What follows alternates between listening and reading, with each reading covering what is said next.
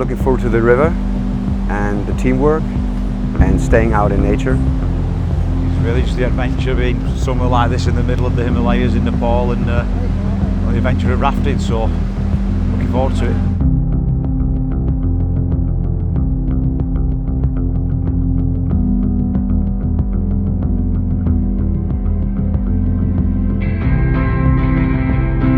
Awesome. Never experienced anything like it. It was just fantastic. You have like this lull of calm where you're just relaxed, and then you see the rapids getting closer and closer, and the guide shouts at the back, paddle, paddle, paddle, and it's just like the adrenaline rush.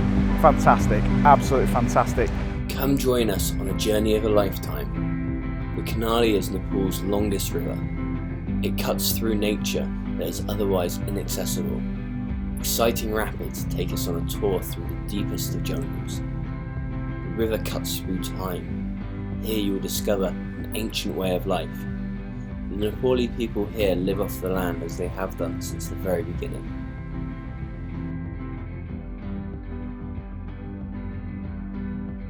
We believe in style in everything we do, from the lines we take on the river to the food we serve at every meal.